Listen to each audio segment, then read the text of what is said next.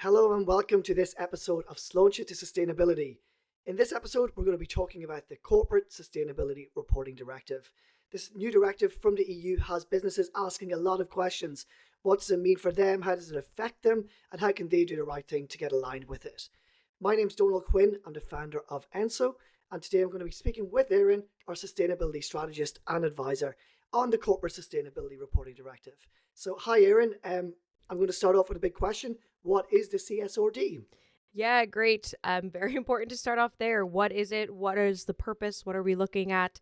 So first things first, the CSRD or Corporate Sustainability Reporting Directive, as Donal said earlier, I'm going to just say CSRD throughout to save you all some listening time. But the CSRD, its main purpose is to streamline sustainability reporting across corporations all over Europe. So we want to be able to compare sustainability information across the industry while also incorporating financial information. And we'll talk a little bit about double materiality later and how financial and sustainability information really come together to make this a robust reporting framework. So there are 5 new specific requirements within the CSRD that make it unique. So first, we have third-party assurance. The new reporting guidelines require that the information that you're providing is audited or assured by a third party. The first year of reporting, there is going to be some leniency on this, so we will be learning more about the third-party assurance requirements as we go with the CSRD. So the next kind of special thing about the CSRD, as I briefly touched on, is integrated reporting. We are going to bring together financial and non-financial data into one report. Something else that I think is actually really cool that they're doing with the CSRD is this requirement for digital tagging. So basically, everyone has to upload their report in this XHTML format that allows them to tag different data within their report. So it's easier for anyone who wants to go look at those reports to search for specific data points or specific key standard areas. Next, we have that standardized reporting that I briefly touched on. So companies will have to report using the disclosure requirements within the European Sustainability Reporting Directive, and under that, the European Sustainability Reporting Standards. Finally, and we will dive pretty deeply into this because it's a new, exciting concept, is this concept of double materiality. So businesses will need to consider both their impacts on the environment, economy, and society, and the impacts those factors may have on their own business. So we want to look at impacts, risks, and opportunities from both sides. So double materiality, we're going both ways rather than just one way. Yeah, great, Aaron. And there's actually a lot there. And from our conversation with businesses so far on this, those first 4 points, I don't think have really been brought up, and I don't think businesses are really aware of this. However, we have been asked about double materiality. It's, quite a confusing topic for a lot of businesses because I don't think they know just what materiality is in general, and what does it mean for their business. So, yep, let's have a little chat about double materiality. Absolutely. So a lot of people are more familiar with this idea of financial materiality, which is one half of double materiality. So financial materiality looks at that outside in approach. So how are outside factors impacting our business? What are the risks and opportunities related to outside factors impacting our business? The difference with the CSRD is that we're adding this inside outlook. How do our actions as a business impact outside kind of features or anything that might be going on, whether it's environmental, social, or economic, or with our affected communities around us? We are turning the lens from looking just outside to also looking back at ourselves, which actually should help businesses find a lot of really great opportunities and to mitigate potential risks that they might not have thought of before. When you're conducting this double materiality assessment and looking at it, it really is going to be unique to your business, and it's going to allow you to deep dive into, okay, how are all of these sustainability considerations impacting us, and what can we do to mitigate our impact on them? It's an exciting, kind of more holistic way to look at sustainability. Is it perfect? Of course not. It's like we're still breaking it down, looking at like financial versus kind of our actions, but it is so much closer to this really holistic view that we need to conquer all these sustainability challenges. Great. I think that is really the word holistic, and showing businesses the effects that they're having outside of their actual activities, and the big issue, I think, where a lot of businesses are struggling, in typical managerial structures and past decision making, they really just were not. This wasn't in their lens at all, or vision. So it's actually changing their mentality a little bit to widen that focus, to bring in these Absolutely. Yeah, this additional aspects. integrated reporting is almost forcing you to bring sustainability into your wider business strategy, which Yeah, will just make you more successful from a sustainability standpoint and will help you leverage that sustainability as your competitive advantage as you're really integrating it into everything you're doing as a business rather than just thinking of it as a side project. yeah, exactly. Great. And who's reporting and when? Like, who's this affecting right now? Yes, the big question. So, the majority of our listeners will not be affected now.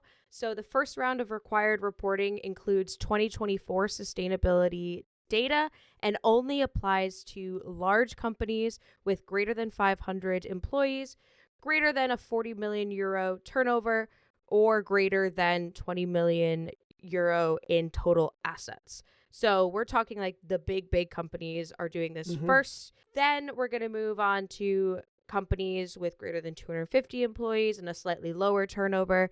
The CSRD right now will only ever apply to listed companies. So if you're an unlisted SME, as of now in the current rollout plan, obviously this could change. You're never going to have to report directly to the CSRD, but that does not mean it won't impact you. And we'll get to that a little bit later. But yeah, so that's the basic roadmap. Really big companies now, kind of slightly less big companies next. And then we get those listed SMEs coming in after that.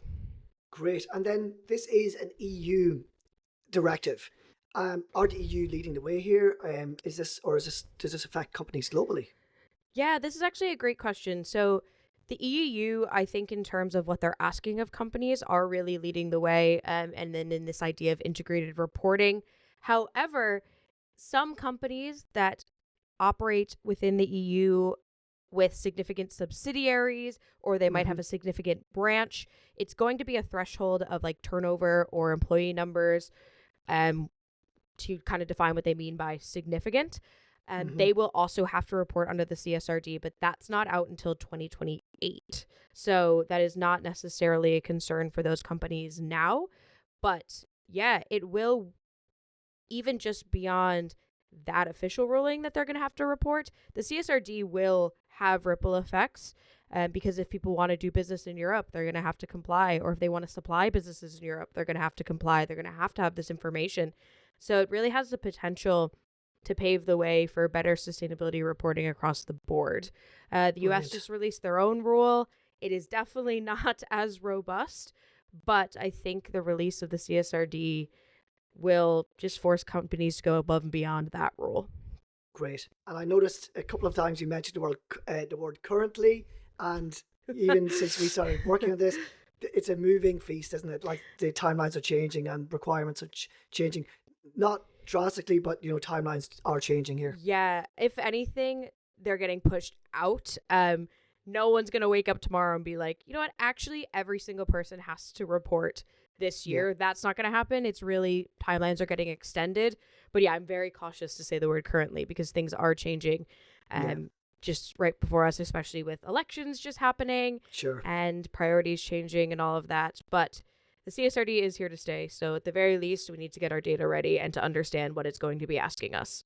Great. And look, speaking of that, what data and what topics does it actually cover? Like, what should a business be thinking about now and when preparing for the CSRD? Great question. Yeah. So, in the beginning of this episode, I briefly mentioned the European Sustainability Reporting Standards, or ESRS, as I'm going to call them for the rest of the episode. So, the ESRS standards are the standards within the CSRD that you have to report about. But basically, you can use the double materiality idea to decide which distinct data points under these 10 specific standards that I'll read out in a moment are material to you. So Yes. there are hundreds of data points under these 10 items that I'm going to read out, but you probably won't have to report every single one. So that's why the double materiality assessment is so, so key to the reporting itself. And then obviously it has great implications beyond that.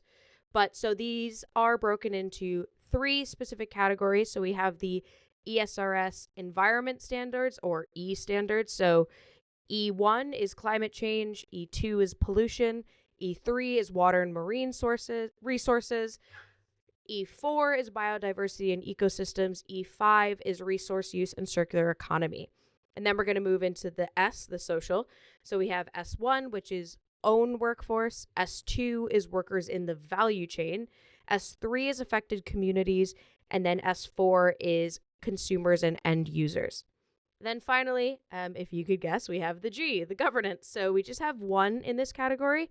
It's G1, business conduct. So we're covering the full gambit of that E, S, and G. Yeah, I think as you read through those and talk about them, a lot of it makes sense and seems relevant to a lot of businesses. And, so kind of, I think when people are looking at this, it mightn't just be as confusing as the first thought. And when they start breaking it down into, okay, what is covered? Maybe it's just not as confusing when you actually take a bit of time and break it down like this. Yeah, absolutely. It's got a lot of legal jargon in it. It is like this big legislation, but so many people have done really great work to make it accessible. And we're trying to add to that and to make this, it's not scary. Like, it is an opportunity. It can be a big lift, but it is an opportunity to learn more about your business and just position yourself as a perfect supplier to someone who might have to report on the CSRD. Great. Yeah, and like a lot of our listeners and a lot of the businesses we work with, they're really in that SME bracket. So, like you went through the timeline, it doesn't affect them directly right now.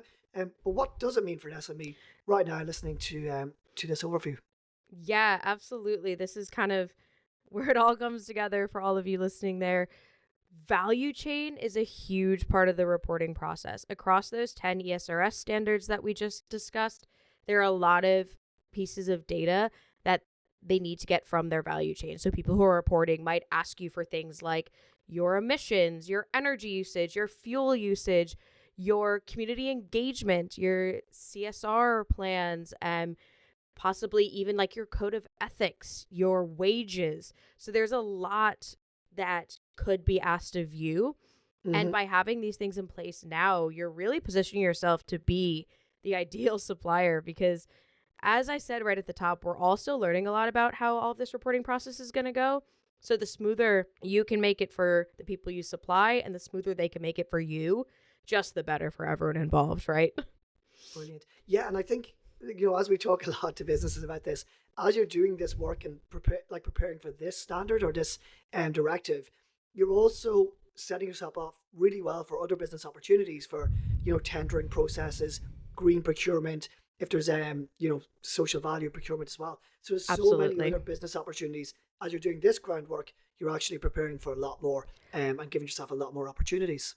Oh, absolutely. The CSRD does not stand alone. It exists in this ecosystem of green public procurement, socially responsible public procurement, sustainable public procurement, tenders, customers looking for sustainable products, all of this that's going on in our business. You having this information within the CSRD framework, you're going to be ready for the majority of it. The CSRD is one of the most robust frameworks you could be following right now. Just to wrap it up, then, what do you think in terms of an SME listening? Do you see the benefits? What should they do? How do they prepare for this? Yeah, that's a great question. So start tracking your data. If you have not started tracking your data, that is step one right off the bat. For example, an easy one to start with might be just tracking your energy use. Take your electricity bills, pop them in an Excel sheet, whatever it might be. Or if you have some kind of platform, whether it's with Enso or someone else, start tracking that data. Then you'll have it there when people are asking you for it. There is also something called the Voluntary SME Standards that is released by the same people who released the CSRD. We will do a full episode on the VSME because it is a great tool to help you prepare for those information requests. Because if you comply with that voluntary standard, you will be ready for 99% of information requests, unless you're in some very unique industry that might have special considerations outside of the norm. Would it be fair to say maybe the main point that we want to communicate here is that this is an opportunity for businesses? Oh, yeah.